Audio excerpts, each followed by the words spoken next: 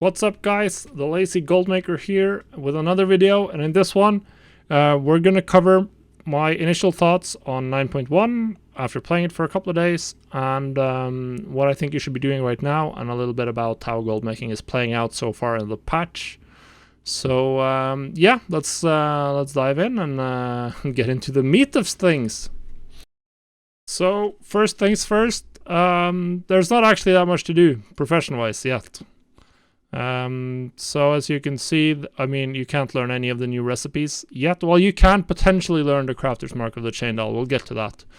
But Crafter's Mark 3 and Vestige of Origins is impossible to have at this point in time. Vestige of Origins is at least locked behind the quest Untangling the Sigil, which unlocks next week. After with Renown 44, you get access to the next campaign quest, which is this quest, which is going to give you this quest. So you won't be able to craft rank 5s until then. That's fine, because you won't be able to finish your rank 5s at the Rune Carver for another 1.5 weeks. You'll be able to do that after the second reset. You will be able to have enough soul ash to craft your rank 5s at the Rune Carver.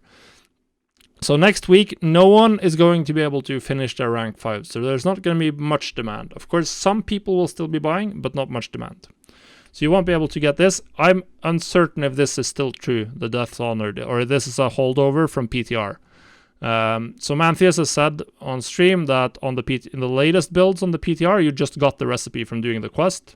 It does not show up on the Quartermaster, so I'm personally leaning towards this being incorrect and not fixed, and it's just going to be from the quest. If it is from the rep, then you definitely need to pump out rep. Crafter's Mark 3 obviously is still from Death's Advanced Honored. It shows up on the Quartermaster perfectly fine. Crafter's Mark of the Chain Isle is from tier 4 research level. So since that's what you need to do, you need rep to get any of the juicy stuff. I've been farming rep. I'm sure many of you will be familiar with Korthia, the many aggravations of trying to farm these rares and the chests and everything in here. It's quite annoying, but it works out. So one of the important things to do in Korthia is to make sure you kill as many rares as you can every day. They can be hard to find unless the optimal way is to do it with a group, but make sure you get everything you can every day, everything you have time for every day. It's going to help out immensely. That's what I've been doing, and I have reached I'm 3,000 into tier 3 on my DK, who has gotten through I've gotten all of the relics. The one-time turn-ins, that's the one that give you big boost. And now I'm stuck with just doing rares and chests and daily reset stuff. So there's one other trick that you can utilize when you're farming the Archivist codex reputation. And that's the fact that you can actually access this southern part. As you'll see, I have it. I have this part explored. So to get there, you just have to run up here, and you jump off the cliff with a goblin glider, and you aim for this spot right here, and then you'll die somewhere around here. You release, and your body will spawn on top of this landmass right next to where the spirit healer is. And then you can access this part. There's a couple of daily treasures. If you have a group, you can kill Observer Yorick inside the rift, but you need a group for that. He's quite hard, not something you can solo. You can pick up this treasure right here, which gives you 300 Archivist codex or 300 relic fragments, and there's a relic you can pick up. I think it's down here, so obviously you want to bring that back, and you'll get a chunk of 500 rep. So those are the things you can do here. I'm not sure if all of the rares spawn, but there are some chests and some things you can do here. So definitely do that. It's gonna give you a slight bit of boost to the rep, and gonna get you that much closer to tier 4, which is what we're all looking for the Chain Dial Crafter's Mark. When you reach friendly with Death's Advance, there's an item that lets you see anima containers in the rift that supposedly gives you more Korthia rep. So you may want to check that out as well. So so that's it from there. I'm about 2,800 into the game with what are they called? With the Death's Advance. I've been doing the dailies. I did the skip on my DK on my 2 crafters just because I wanted to save time and get into the 9.1 content. You can argue if that's good or bad. Don't know. But that's what I did. And I've been farming Death's Advance. The main thing you do to get Death's Advance is really just to make sure you do the Covenant Assault, make sure you do the Covenant. It was Night Fae this week, or this period. Make sure you do the Covenant Assault, make sure you do the weekly quest in Korthia. That requires you to just do random stuff. There's a couple of more things you can do. There's some Hellsworn battle plans that drop from mobs in Desmoteron that you can do once a week. There's also something that drops from mobs in the Rift. So the Rift is in Korthia, or you can access it from Korthia. It's another plane of existence in the same zones. You won't be able to get there consistently until you reach tier 4 with the Archivist codex, so that's going to be the main focus. So that's literally what there is to do right now. Finish the interquest to the new zone, and then just grind rep. That's it. Make it to market with the new items. They are juicy and nice. That's gonna be the goal. The sweatiest people, the most hardcore grinders, will be hitting tier 4 today, actually. They maybe hit it yesterday on NA. But people will be getting Chain Dial gear, access to that now. Surprisingly, it's actually easier to get tier 4 with the Archivist codex than it is to get honored with Death's Advance, due to all of the one-time turn-in things. There are so many one-time turn-in things for the Archivist codex. So that's what we expect to see there. Then we also have the Korthite crystals. So I should have some in my bag. Yeah, I have 7 on my Death Knight. I have gotten 16 so far. I've not done any hardcore work to get Korthite crystals. As you can see, the minimum buyout is 2,500 on my realm. But given the fact that no one will have enough Soul Cinders for a rank 5 legendary for another 1.5 week, I believe the price will continue downwards. And I'm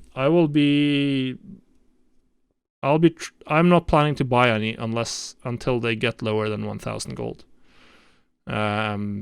Or until we are getting very close to the reset where people can start crafting rank 5s. We'll see. There might be a demand pump when people get the recipe next, which should be sometime next week. You should be able to get to honored. We might see a bump then. Hard to say, but we'll just have to wait and see. I'm not buying yet, at least. The only people who are buying, there are going to be some crafters buying that want to make sure that they have supply. And there's going to be some flippers buying. People who think that the price should be higher, or people who are maybe trying to keep the price at a certain level because they believe that that's what they're worth. Now, as I said, I'm not buying anything yet. And I think it'll be interesting to see how much supply we actually have next week. So I think it's likely that most players who just do do Korthia on 2 characters, I think they'll have more than enough Korthite crystals for one rank 5 or 6 legendary at least. So I don't think that it'll be that hard to get I think we'll have enough time to farm up enough supply for the first set. There's also the case of like, how much are these Korthite crystals actually worth? And the question there is, how much money do people actually have to spend on legendaries? Because if no one's buying, then the price is going to go down. It doesn't matter what you bought the Korthite crystals for. You have to be able to sell them to people. Otherwise, you're not making money. So right now at 3k, which is the market value currently on my realm, 3,000 gold, then you're looking at 120,000 gold for the Korthite crystals alone for a rank 5. So you're probably looking at the total cost in the 150, 160k range. So you'd need to sell this for 200k to break even at that price. Now, there are certainly some people who are willing and able to pay 200k for a legendary, but that's a limited group of players. So if you have to rely on selling your items for 200k, I think you're in a very, very risky spot. That's why I'm not putting myself in that spot, and I'm saving. I'm waiting. I think the price will still go down because I don't think there's going to be significant supply yet, or significant demand from crafters, because why would I buy them now when there's just going to be more and more Korthite crystals farmed every day, and none of them are being removed from the economy and the game. They're all sitting in people's banks or bags or on the auction house. That's the only thing you can do with Korthite crystals right now. You can sell them or you can keep them. They're not going anywhere. So we'll have a lot of Korthite crystals going into the reset where people can actually craft their rank 5 legendaries. So you might see, we'll definitely see a bump in demand then. We might see another bump in demand when rank 6 is hit, and then they're going to go down. Then they're going to go nothing but down. How quick the decline is, who knows. But once all of the most hardcore players have their rank 6s, of course there are going to be more people crafting them.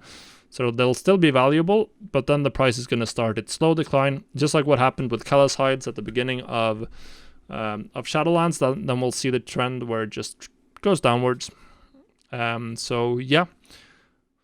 To summarize, the most important things to do in the patch: make sure you do all of the daily and weekly rep stuff. Make sure you do your Maw assaults whenever they're up for Death's Advanced Reputation.